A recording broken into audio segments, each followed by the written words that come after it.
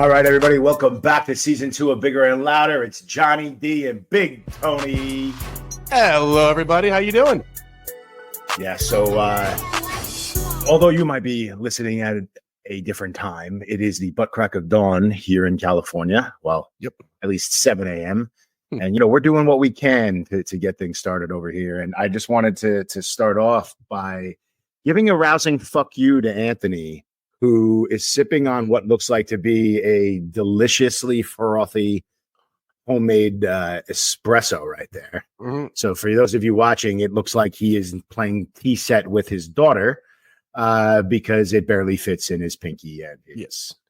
So John, is that a hint of jealousy, or do you just are anti-espresso at this point in the morning? Oh, no, it is there's no hint of jealousy. It is just outright envy.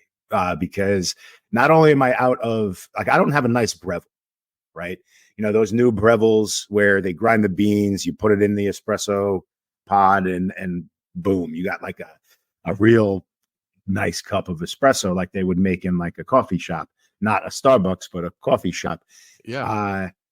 Well, I'm out of my espresso Nespressos. I am out of all the coffee Nespresso pods. Fuck Keurig. And here I am with a best part of waking up, Folgers in your cup. Folgers in your cup? Boy, listen, I tell you, like if you stop spending money on those goopy t-shirts and put that money towards a real good espresso machine, man, I think that this would solve the problem. Well, I think that is going on the top of my Christmas list. 1A is a driver for my golf set. 1B is in a real espresso machine. Fuck the golf set, man. Nobody golfs anymore. You gotta get the espresso fucking gig. Everybody golfs. Anthony can't turn his back more than 20 degrees one way or the other. So he sticks to the sports where you got to stay squared up with your opponent. Listen, it's not that I can't golf. I just choose not to golf only because for me, I can get to the first hole. No problem, but like to go like another like 9 or 18 holes on a par 3 or on a par 4, I get very disinterested because it's just like if you go to a group of people, whether it's like 3 guys or 5, whatever your group is, you're waiting for everyone's turn to go and everyone's looking for the balls, and it's an all day outing, assuming you get through it. And for me, it's just like I'd rather just go to a driving range and just like bet on who can smack that ball even further. I don't know. It's just me. You're using and don't get me wrong, the merits of going to a driving range. Forget about the practice, right, of golf. Just going to a driving range and letting them rip after like a long week of work or like a batting cage, dude. Let them rip. I love that shit. But like, I think your frame of mind around the game of golf formed, and your opinion formed when we were like 16 to 19. And it's you, me, and our friends from New York going to like the crusty par 3s where, there were just as many, ball marks on the green as there were putter marks from somebody fucking slamming it down after a bad shot. Yeah. You were just as lucky to find that someone's 9-iron in the woods from them tossing it as you were like 30 balls. So I would say, and like, this is not something I want you to do with casual friends, right? They need to be good friends. Otherwise you will be lambasted and you will be painted a recluse of the town with this attitude of yours. But I think you need to go with me or somebody and let's just see how you play, bro. That golf is something you can play into your 80s. My great uncle, my dad's uncle, plays golf until I believe he was 89 or 90.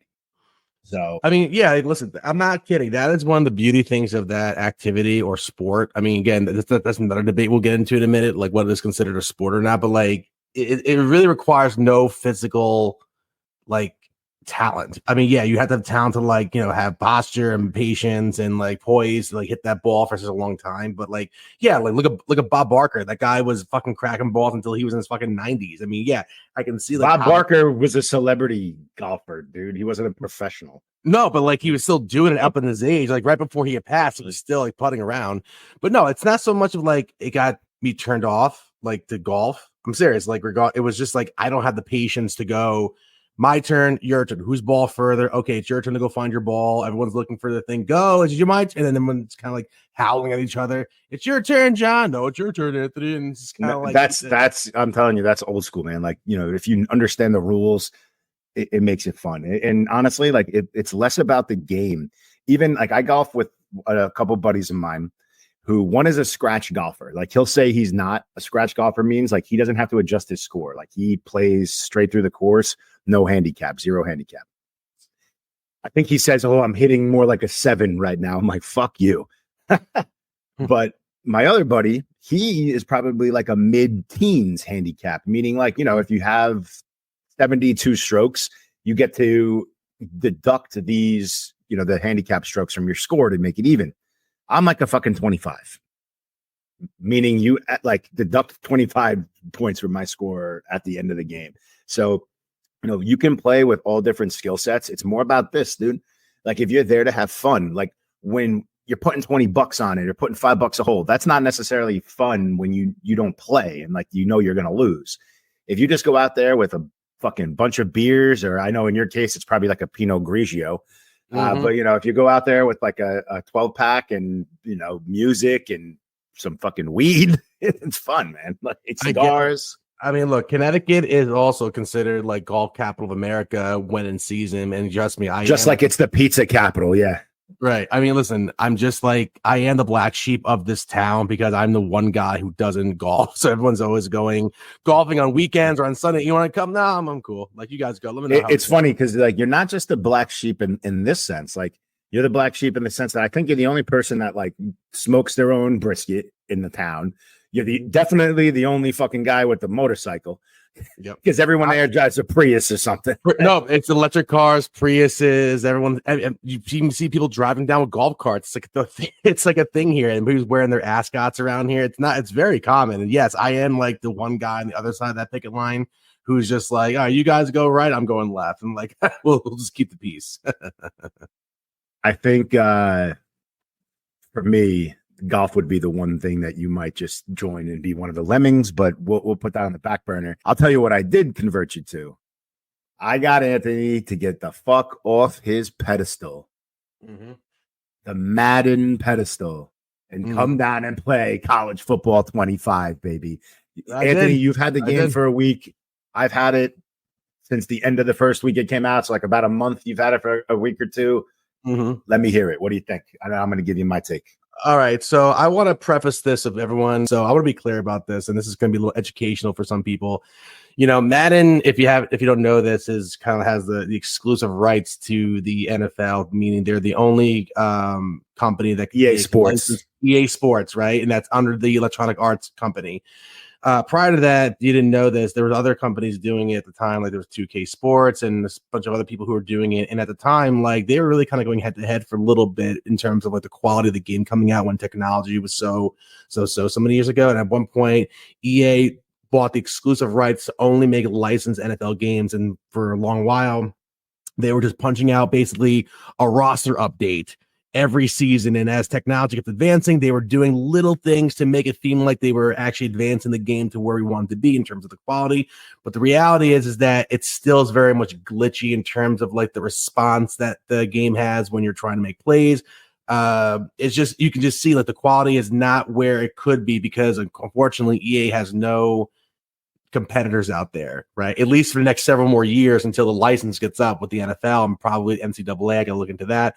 So I gotten sick and tired of just like hearing people being like, "Oh my god, EA Sports sucks, Madden sucks." It's like they're not fixing these glitches. It's all bullshit. I can't take this anymore.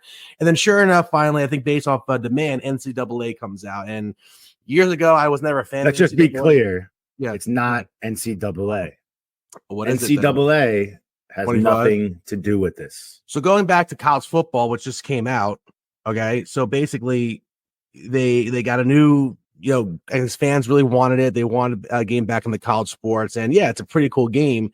However, it's still under the EA Sports umbrella, which means again there is no competition for them to do anything better. Yeah, they made the game feel like you're playing with a college player in terms of like what a college player might be able to physically do in a game time situation. Yeah, like drop the ball, run slower, miss blocks, all the above, right? And like throw interceptions, like the live crowd. Yeah, they do things to kind of get your mind off of the fact that this is an EA Sports game, but like the glitches are still there and people know about it. But the reality is that there is no other game to play, and you have a lot of football fanatics who would love to have a game every year to play. But again, until those rights get given up by EA Sports or they no longer want to do business with them, we're kind of stuck with them. So yes, I have been playing with John because it's just been something that, you got someone to play with. And I've realized also John is just as worse at fucking college football as he was as Madden. So if anyone's looking for okay. So that leads me to my take on this. That leads me to my take. So I'm with you that I do feel that the lack of competition in the sports game genre is kind of what breeds or can breed like the lack of innovation, or let's just make it, more in American sense here.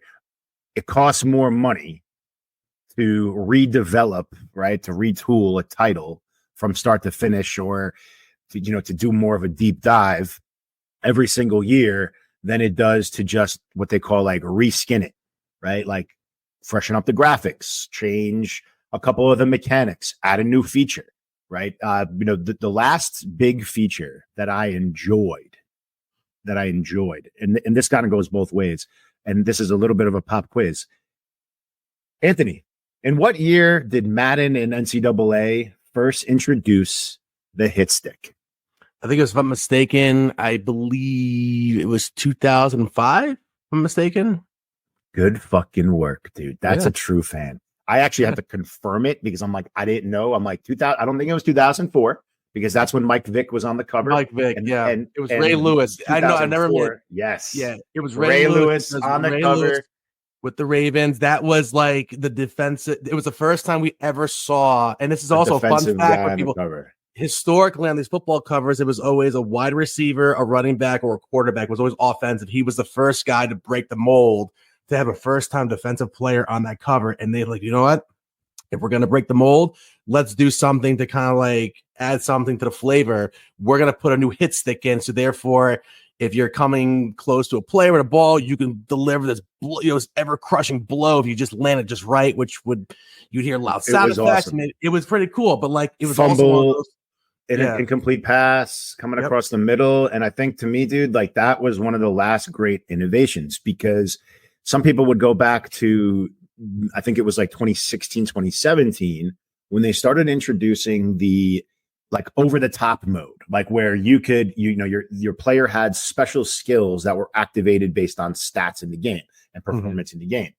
So I think, and this is like, our millennial take and my millennial take on it, that when they introduced those abilities, that was the real downfall of the in-game play, not the whole title itself, but the in-game play where you could be Mr. Rookie Patrick Mahomes and drop back 40 yards behind the line of scrimmage and still bomb it 80 yards downfield to an open Tyreek Hill, because Tyreek was on the team back then, right? So it was crazy. And that was true with so many players and so many different teams that it just made it not enjoyable, because you would go online and people would be bombing it. Well, fast forward to this fucking title. That is exactly what happens now. There are some glitch plays, and this is going to probably exist forever, that just seem to work every time. Now, I will sit here and not be a pussy, and I will admit that Anthony has beaten me either marginally or handedly in every game we've played so far. I think we played 4 or 5 games, right? We played, I'd say it's 5. I think it's 5 games. I think the closest I got was within 7 points. I think I was leading. The times I lead, it's like 7-0, and then the game turns around. Now it's a blowout. I don't want to expose your entire playbook here, so let's just let's just talk about the one play that I have a problem with. So Anthony will run a nickel defensive set in man coverage with the 2 Mike linebackers stuffed at the line. I think it's called like, I forget what it's called, like nickel mid or something. But what is the defense that you run? Yeah, let's talk about it, because this is nuts. And don't get me wrong, he plays the free safety, and he is great in his own run support with the stick skills. But the play itself, tell us what you do to manipulate the line and the linebackers, because I will tell you now, this is one of the most unstoppable defenses in the game. So yeah, like every defense, and again, this segment is really for you sports nuts and gamers out there. So like in this, since we're on the topic, but this play, it's in a nickel set, and again, some teams call it, nickel mid blitz. They call it's something else where maybe the line or the linebackers are slightly shifted, more left or more right, or maybe their gaps are just a little bit like tweaked here and there, but it's essentially the same premise where it's still a man. Now, what you typically do is like with this blitz, and it's one of these plays that it works very well, right? It does work very well, but like when this play misses, you miss big, whether you miss it in the flats or down deep, especially if you have a hot receiver who can burn your secondary really quickly. And therefore, it's like you got to buy yourself some time to get to the quarterback. So it's one of those like gamble and like, it's kind of like a roulette game. Like it's a roulette gamble where it's fixed about 90% to the guy running it, because if your line isn't adjusted to max protection, you can't. You obviously can't block 7 or 8 guys that are coming with 5 linemen. Right. So the other obstacle in this game, which it's part of the game, and it's definitely part of college football. So it's like I'm not going to hate on it. But I will say that the crowd effect in college football 25 is probably the biggest element or biggest obstacle, yeah, that you need to tackle when being the away team, especially when you're playing, anybody from like kind of like the middle of the pack. Like if you're playing a top 25 team, fucking forget about it. But there are still teams like, Wisconsin, for example, that if you go into that stadium, you can't even see your pass pattern. So when you go to see your pass pattern, it's holding is squiggling. Yeah. So you can't audible and you can't get around it. So like that's where like it does become a little bit of a hindrance. But let me pose this more as a question, dude, because we could sit here and like kind of talk about this specific game. But let me ask, like I know you don't play 2K, NBA 2K, and I know you don't play the MLB The Show. But have you tried either of those like at any time, like over the past couple of decades? Because where I'm going with this, and I'll kind of give you my 2 cents first, I feel like those 2 games still have kept the integrity of the gameplay, especially from talking to people who play. And like I played a little bit of The Show, downloaded 2K, but I haven't played it. That they keep like the integrity of the game there. Like there aren't these like crazy glitches where it's angels in the outfield and you're jumping up, 20 feet, or, you're not dunking from the foul line, in NBA 2K. And I think like the question I have is, do you look for more of a simulation? Is that the football game that you're looking for? Like if you were going to be watching a game, do you want it to play like you're watching? Or do you want to be able to run a streak 3 times in a row and hit one of them? Or, do you want to be able to just keep running the same play over and over again and keep it more like a blitz, or like, the game that we had a brief stint with, wild card football? Or do you want to see, like, what are you looking for, man?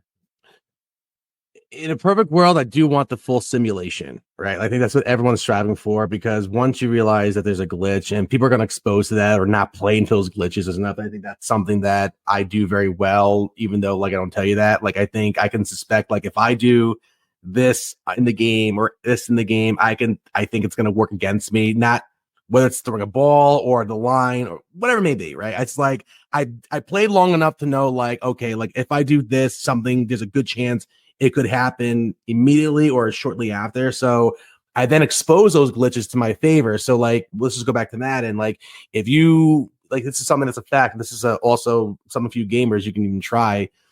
If you actually see yourself in man coverage, let's say, and they're pressed on you, and you want to get a quick touchdown, let's say you have someone like Tyreek Hill who has like a 98 speed, right? And you see there's only one free safety in the back, right? There's not double coverage, just one guy. That's your glitch right there. You can send Tyreek Hill on a fly, wait a second or two, throw a bomb down to the 30-yard, he'll get it. Like it's just there, he's more faster in the backfield by the time he catches up speed. That's something if you look for, it's an instant touchdown.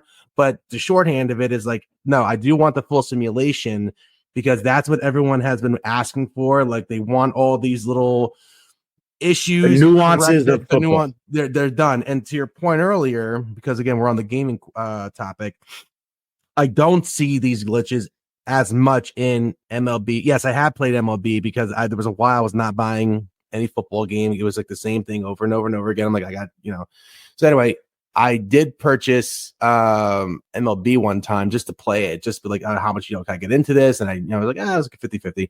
But I did not see the issues in those games, or even as I've talked to other people. And I think the reason being for two reasons. First of all, with the NBA, I think if I'm mistaken, they have NBA Live still coming out, and they have 2K. I could be wrong, but like if 2K owns it now, yeah, okay, fine. Same thing. They basically split. Like the football went with EA, right, and basketball went with 2K. 2K, okay, maybe 2K just had the juice with it, because that was something I remember for a while. Like 2K and NBA Live were like going every year. They were, from what I heard, it was like, how can we make this game better? Competition. It was good, and people loved it. But like now 2K owns it. But anyway, and I think the reason, but the moral is like back to the root of it, is like the reason why I don't see or not heard of these glitches happening as much is in the baseball game. It's like you got 9 players in the outfield, you got 1 guy at bat. In basketball, it's 5-on-5. It's like with football, you have 10 guys at the line. There's like a simulation of activity going on. It's saying there's so much data going on in one play in football at that instance, versus a game of basketball where it's just back and forth, back and forth. There's just not much data the computer has to interpret, analyze, take in, and shoot it back out again. The reason why this is happening is because EA Sports has always been using the same game engine from start to finish, and it doesn't help the game out when you have essentially 22 people on the field at the same time with that kind of activity, that the game has to interpret that data, spit it back out, especially when players are kind of like at will when you're trying to make a play, and the game has to react off a tackle or the animation of that tackle or the way you're running the ball. That's why I think the football games have more glitches in them, for that matter. And again, EA Sports has not done anything to resolve it, because probably it's going to cost them more money. It's going to the real real obstacle too. And this is like, I'm not saying I'm not trying to socialize the video game industry here, but it seems like they're just chasing the dollar, right? So yeah, and now here we go. There's an element of both college football and Madden that I've refused to take part in for over 10 years. Okay. And I will never do this, because this is what I believe started a really sharp decline in the quality of all of our video games across all the platforms. And it's microtransactions. And in these games, the way that they present themselves is under the Ultimate Team tag, right? Whether it's the Madden Ultimate Team or the Road to the College Playoff, whatever it is, when you have to purchase packs of players, like you call it a microtransaction, you paid your $60, $70, $80, or if you're nuts, $120 to play 3 days early for these games. Install it. You have your offline or your kind of canned game modes available, the dynasty games, the online head-to-head, just to play now. But these other features require you to make routine, regular purchases. And ultimately, it's a pay-to-play environment where the better team, the guy who's spending all that, $50, $60, $70, $80, $100 more after the purchase of the game to buy a fucking Dan Marino and a Randy Moss and have Urlacher next to Ray Lewis and have Mean Joe Green across from, Strahan and Aaron Donald in the middle. Like it's just crazy to me, having, that type of game environment's great, but it targets a very certain type of player, right? Who's just going to pour their money into this game. And I've peeled back the onion, or, seen behind the curtain, whatever fucking pun you want to use. With some close friends of ours and I've asked them, like, what drives this? Like, why are these kids buying all these damn players? Why can't they just play the game like we did back in the day? Good accent, by the way. Yeah. I had to bit my tongue, or excuse me. I had to bite my tongue or put my foot in my mouth or whatever you want, because I got shut down real quick. Do you think, Anthony, it's the 14, 15, 16-year-old kids sneaking into their mom's purse with getting their credit card, buying Madden Ultimate packs? No, it is not. It is the 24 through 40 age year bracket that we have fallen into and will continue to fall into for the next couple of years, who have disposable income and just keep pouring their fucking dollars down the drain here. It is not a generational thing. It's my generation who grew up with video games, who obviously refuse to let them go, who just say, you know what, what's another $20? Like, I'm a victim of it in the game Rocket League. Rocket League, for those of you who don't know, it's basically 3-on-3 soccer, except you drive a car and it's anti-gravity, right? So you're playing soccer with a car. I paid $2 to have the Ecto-1 Ghostbuster car as my vehicle. I paid another $2 to have a New York Giants themed car. Yeah. And then I said, oh my God, I'm falling down the same fucking slope. And I had to stop. You know, there's Ninja Turtles cars, there's Spider-Man cars, there's all these things that you can buy. I mean, look, listen, man, at the end, it's a waste of money, and you know as well as I do. It's just like, this is the attraction, the allure of, like, if you game partially or entirely, or if you're, you know, whatever it may be, they got to find something to make a bit more money, just because how technology is nowadays. It's not like years ago, like back in the Atari years, where like you buy the game, that's it. Like, whatever, what it is that's what it is. Now it's like, okay, well, technology has the ability for us to, you know, interact with each other and like compare what we have to somebody else online. It's just like, they got to find a way. And I agree, like, you know, these little microtransactions, in a weird way, it is kind of like cryptocurrency, where like what you are purchasing is only for that. It's under the umbrella of kind of cryptocurrency, where like you're buying tokens, but like these tokens only go to the game extras in that game, or it could be applied someplace else, because I think at some point there will be more intrinsic value as the years go on. Technology keeps advancing, specifically in the gaming world, and that money is only for that. It's kind of like when you look at your bank statement or your bank information, it's like everything's digital. It's a digital number, that it's no longer cash in your hand that's more valuable. Now it's everything's on like a digital point system. Right. I think that's a really good point. That's a tangent. All right. So here we go. Here's the episode 3 rabbit hole. Okay. And make sure you do follow us on all of our socials, guys, because this one's going to be a good one. I just blew John's mind. Think about the movie Ready Player One.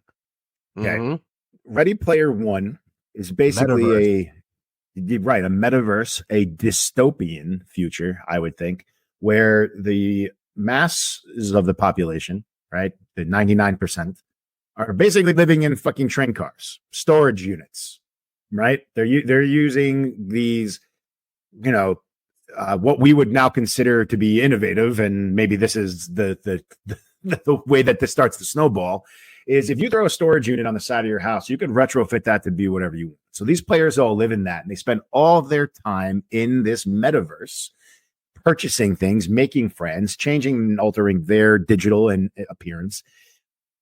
Who's to say that they don't put the kibosh on GTA 6 until everybody has a VR set and that VR is more pervasive?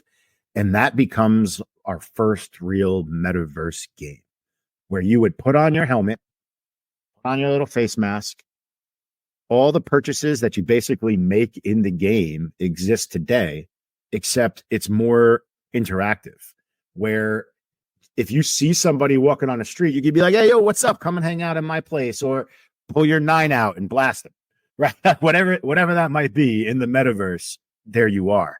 So, you know, the cars that you buy in this game, the house that you have in this game is going to be how you're perceived by the other players in the game. And they would want to come hang out at your mansion. They would want to come to your arcade or your nightclub or whatever that might be, right? They would want to work for your cocaine business. So I think like that to me would be like one of these first kind of introductories to that, you know, and GTA. Yeah, with GTA 6 or like, you know, maybe GTA 7, right? Like maybe we see it in not 10 years, you know, it's not another 10 or 12 years, but, you know, in 5 or 6 years, you know, more people will have VR. Is your thought more like, is the metaverse going to happen sooner or later, or if it was, since you know it does exist, or we kind of we have it at its infancy stage right now, you want to just see it first apply to GTA first as the first game to do so? Well, I not even that I want to. I just think that would be the most natural way to do it. right? Or like let's make it With even a world game, less. you can do it with any world game, whether Right. it's that or what I was going going to say is like Sims, like take the Sims where it's like less violent, more family friendly. You would be able to just put on your Apple glasses, you'd be connected to this metaverse, and you would now have a simmed life, right? Like you would purchase your mansion, you would get a job, whatever you wanted to do in that environment would be your quote unquote, meta personality or your meta self. Where like, think about it like this. Now, I think this is coming sooner rather than later. Think about the movie Minority Report for a second as well, right? Like I know we have all these pop culture references here, guys, so bear with us, right? Maybe we'll put some citations in, but if you've seen Minority Report, I'm not talking about how they're predicting the future. No, I'm talking about how everything is basically augmented reality, right? Now, there's a difference between VR, virtual, and augmented AR, right? Our realities, where virtual reality is you're putting on a headset and you're entering into this other universe. Conversely, augmented reality is you're putting on a headset and it's altering our universe. So Minority Report is basically that without a headset, where if you walk past the store, scanners are reading who you are by your facial recognition or your eye scans. They are looking through in an instant all of your purchase history, your likes and dislikes, and it's a targeted to your eyes and your visual path only, an advertisement as you walk by. Think about this in even a more practical sense. If you were owning like a pizzeria or had a local business, or a club, someone would be walking down the street. They would have their augmented reality glasses on, and I see this really bright light, or this gold star flashing above this pizzeria. That means it's rated high on Yelp. So as I walk in the door, there's a virtual button, like a doorbell, bing, that I hit with my hand virtually, and it signifies that I'm walking inside, selecting my discount, and now I'm in this pizzeria with my augmented reality, and they've now snagged me because of a targeted advertisement. I think that is like our first. So here's the question though, like, so let's say you actually do that. And because I have a point to this, to your point, you walk into the store, you hit the thing, you make your purchase. Do you now own that in the real world, or that's only exists in the meta? So, no. Well, I mean, think about my example. If you walk into a pizzeria and you hit the discount button, you're not eating virtual fucking pizza, Anthony. They're going to give you a slice of pizza, then you're going to eat it. But I also think there could be because again, I'm not talking about the metaverse in that case. I'm talking about augmented reality, where think about like Pokemon Go on your phone. You hold up your phone and the Pokemon appears in my pool, right? Or my son has the Jurassic Park game, and we'll be in a restaurant, he'll throw it on, and all of a sudden there's a T-Rex in the middle of the restaurant on your phone, right? It's funny. That's a different type of world, right? Where you're making purchases in game, where I'm saying, hey, like, yes, put the headset on. You're playing, like my coffee is kicking in, so my eyes are going to start going like real wide. You put your headset on, you're in the game, you're making transactions that only live there. Augmented reality, on the other hand, is I'm walking down the street, I'm in my universe, except things that I'm seeing have been added there by whatever lens I'm wearing.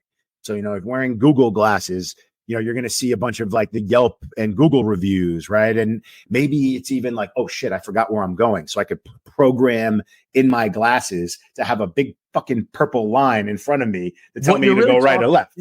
In a way, you're kind of talking a little bit about the Matrix, which is also like a topic that people believe like that's a very like it's not an impossible theory, which is like we as people are in a Matrix kind of like augmented reality where right now you and I like South Park touched on this a little bit where like they put like the headset on and they think like who's real, who's not. This is all being controlled from the outside, so therefore whatever I'm doing to my world, like actually, but then I mean that theory is kind of it's not impossible, but not simulation theory. Yeah, we'll save that one for another episode when I smoke some weed. But that's what you're talking about. But like, it's either you knowingly are in the metaverse, or you are unknowingly controlling this from someplace else, and we are basically a simulation of this world from the outside. So that way, when people deceased. It's like, that's it. Like, it got disconnected. Now you enter back into the, again, like the Matrix, like, when Neo, he leaves the world and he realizes, I can go back in and out of the Matrix anytime I want to. My head's fucking plugged in, man. Yeah, man, I get all these plugs and shit. I don't know how the fuck we got on this tangent, but like, yeah, at the end of the day, like, here's the thing. Let's go back to the metaverse, right? Yeah, it sounds cool. Like, you can finally interact with people like the way I can interact with you in real time in a fucking world. So many worlds where, like, I hop on a plane. Hey, John, like, let's go meet here. Or not even, we're in the same town or neighborhood and we just kind of interact that way. But like, what is the value to it? Like, the reality is it's a new thing to get people hooked on. Well, I use the word internet now, but the internet and the technology, it's like you're getting us hooked even further to disconnect from people.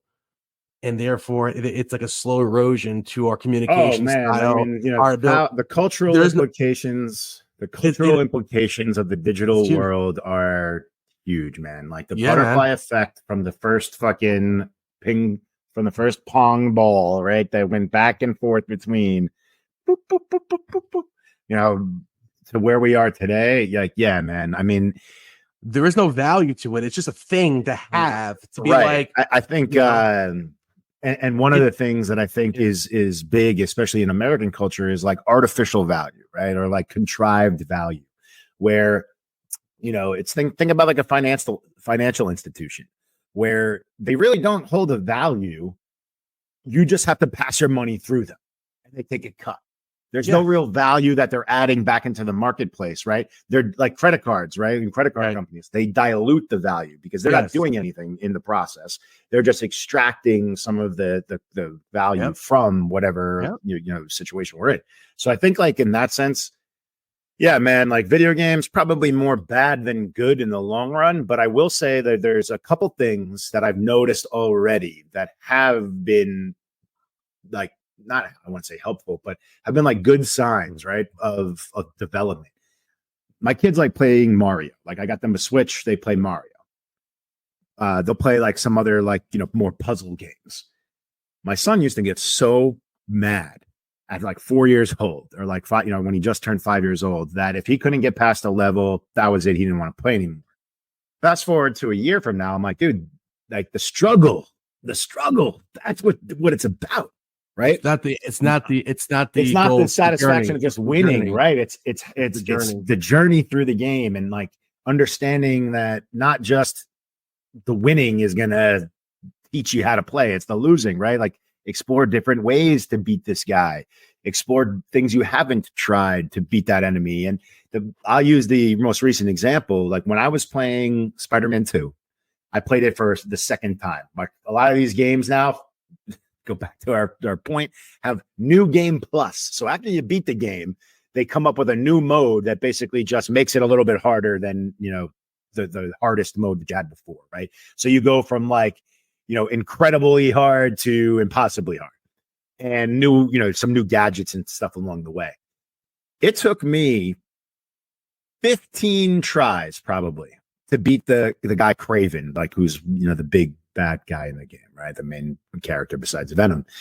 And there he was watching me saying, "Oh, don't worry, Daddy, you can do it. You can do it."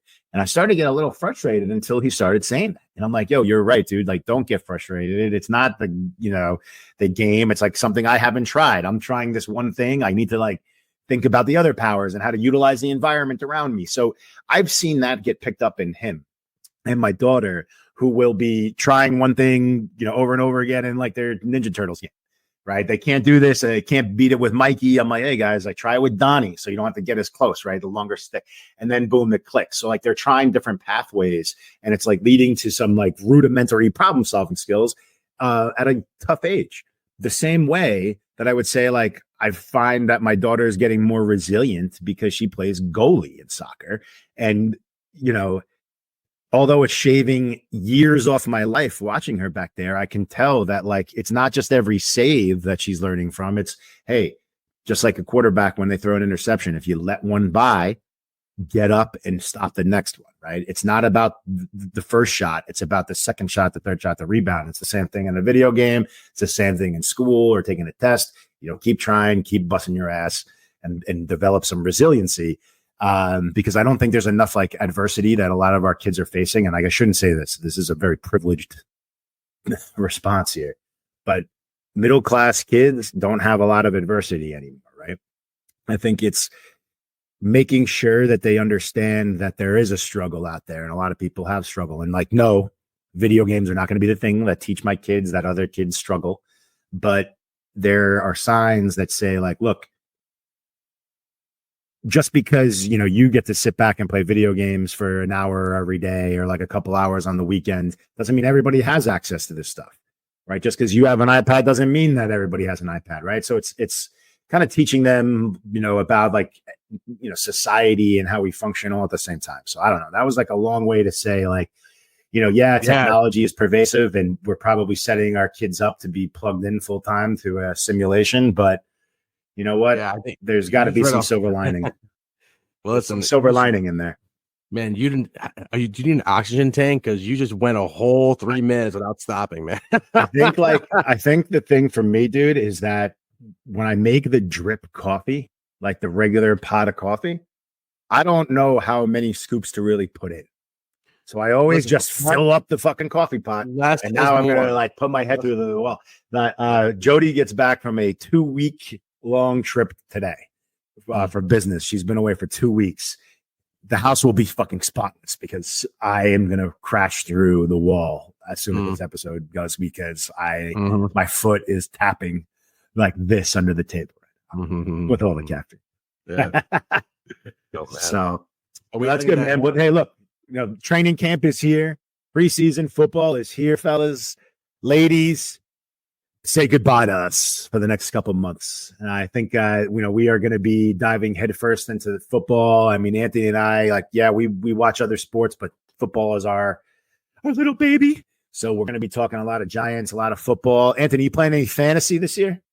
Unfortunately, yes. So I'm actually with a bunch of group dads over here who kind of forced me. They politely forced me into it. Otherwise, I can't be part of the dad group. So like, if anyone knows me, I like the idea of fantasy, but I hate it because you cannot control the outcome. It's just you're betting on the odds of this actually happening. And you can, even if you get a stacked lineup, there's still no guarantee they're going to produce the way they should. There's so many factors, whether it's just they had an off game or there was weather inclements or somebody gets hurt, or they changed the play scheme where they're favoring another player versus their star. I mean, there's just so many. Oh my God, football. So, and that's fine by me. I love the game, but to actually, you're doing only one league.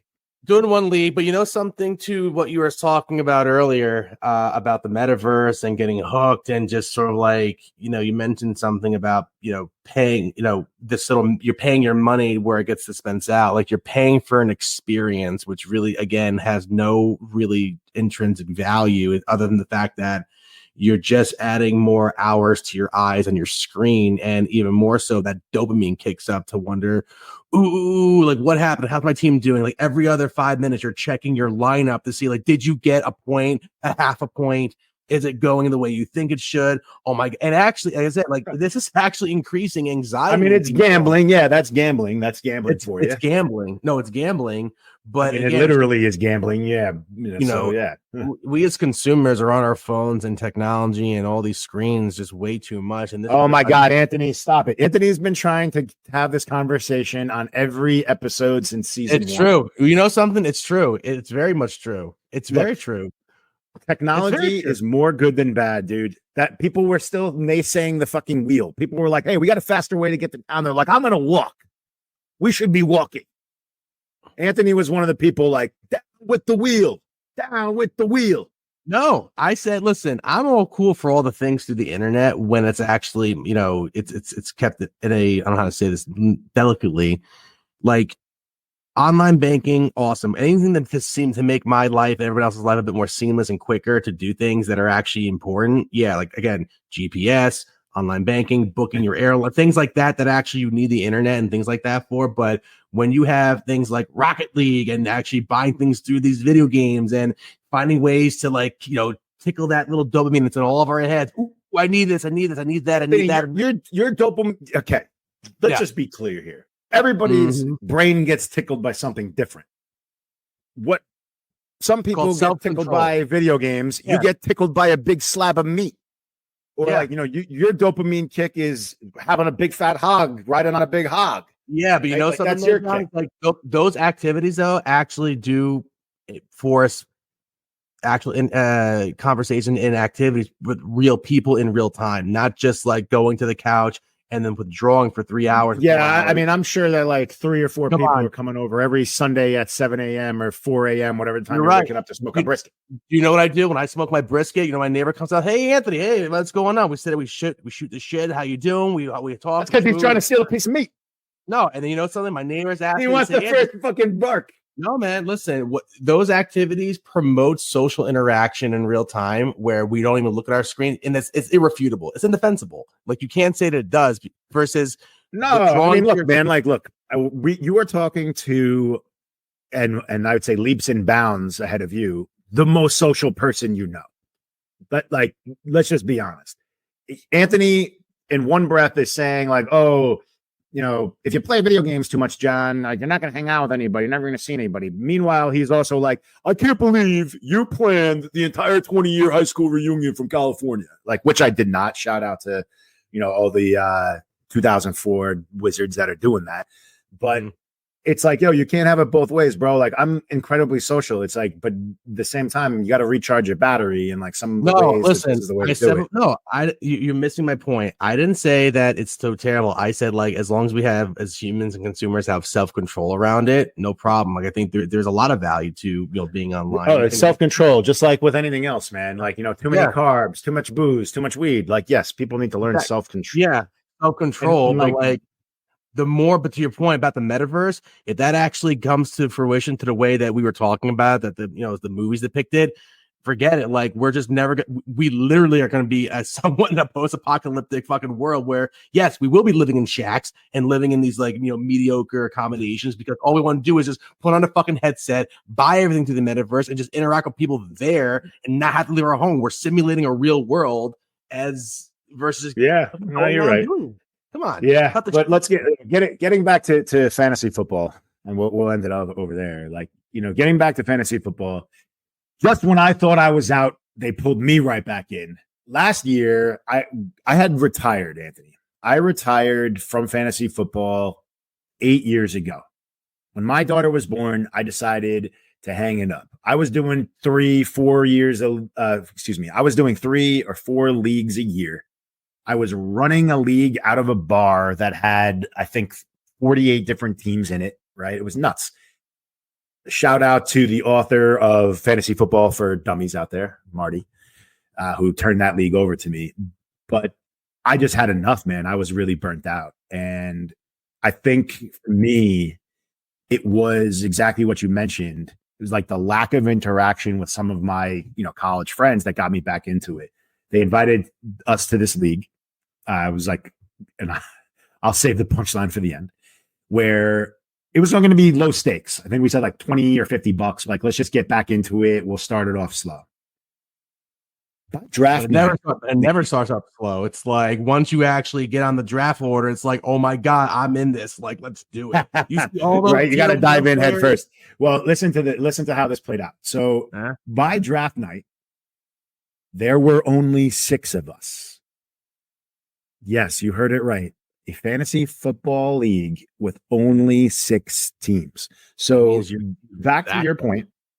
Exactly. So back to what you were saying, where it becomes this like, who's getting hurt? Who's going to perform? I would challenge people to say, hey, I'm in a 10, I'm in a 12, or God forbid a 14 or 16 team league. But when you have 6 teams, it is not about the draft. It is about the matchup. It is about analyzing the depth charts. Are like, okay, who will get the targets? Who is going to be in the game? How are they going to play against the Miami, who throws the ball wildly? How are they going to match up against a team like that? Or, a stacked defense, right? If you're going up against the Jets defense, although you think that they're not going to do well on offense, the Jets defense is going to be out there quite a bit on the field. They're going to put up some points, some sacks, some interceptions, etc. So what we ended up doing was we said, we're going to auto draft everybody auto draft. And we just let the draft roll in. You got your team, and it was about the management of the season. That was like the first little taste, because from that point, that league is now gone.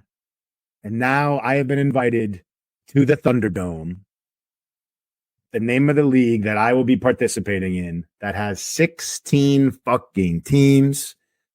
Apparently there's a super flex position that I still need to understand. And where this is really, where I think like the hook really got me, is I've never heard of this before, but they call it the Centaur League. Okay. So we have our normal fantasy bullshit, right? We're going to draft, but then we have a second part where everybody bids on two NFL teams. And then from that point, you make a roster with those NFL team rosters. So if I want to auction up and say, you know what, I want the Chiefs, I probably would have to spend so much, I'll probably end up with the fucking Giants, right? As my second team. And then I got to come up with a starting fantasy lineup with just those two rosters, any combination of those players. So I think that is really what got me. I'm like, oh, all right. Well, I've got like these full rosters at my disposal. And again, I can now play the matchup of the week, right? So that's really sinking me in. And like, we'll keep you posted on that. You know, good thing is Anthony and I are not in the same league and probably will never be again. And I think that's probably best for our friendship. So I don't think we ever critique our teams. Ever. I don't think we ever were in one. So that's actually good. I don't ever remember playing. So yeah, that's why we can still talk to each other. Because I never because even many years ago when fantasy was just getting off the ground going, I never liked it. I was just like, this is so stupid. Like, I'm not going to just sit and like watch fucking numbers go up and down. I said, like, if anything, you do know you don't need to watch it. You can just wait to the end of the game. But nobody ever just fucking does that. Like, you are going to be watching your fucking phone all fucking day being like, oh, like, how close am I? Oh, please get one more catch. Oh my God, stop them. Come on, cut the shit. You know you fucking do it too. So don't fucking lie to me. So that's I am not that invested, man. Maybe this year I'll start coming out a little bit more, but I'm not that invested. I guarantee you in week 1, if not week 1 and week 4, we're going to have the next podcast. John's going to throw his fist down and tell us a story about how much time he lost looking at his phone when he almost won the game and he lost by a half a point if you're in Yahoo League or if you're in the ESPN League, depending on what you're using. And we're going to hear it. We're never going to hear the end of it. You know, this is again why, well, to my last point on this is that this is why, years ago before I figured out and we all agreed that all the glitches in games, I was more prone on let's do a league in the Madden or the football game leagues, because something you can do with your own friend and create your own draft order and do or your own teams and actually make your own charting where you can actually control it in some shape or form, and it actually became like a real playoff between your friends, like where one guy starts, where one guy ends, and actually you can do that in NCAA. Wow. You can do that in college football 25. You can do an online dynasty with your friends. No, yeah, I'm saying, but at least you can control that. Like, you can control the outcome more than just drafting players and whatever happens. So, but mark my words, people, as we mark up, you're going to hear from John. John's going to have a venting session about how he almost won that game by X amount of points, and we're never going to hear the end of it. I guarantee. Well, great, because Anthony will never be allowed to share any of his fantasy football woes on this podcast. Oh, no, I won't. I refuse to. I refuse. All right, guys. Well, hey, football season is upon us. We'll be checking back in with you guys real soon. Thanks for joining us here on Bigger and Louder.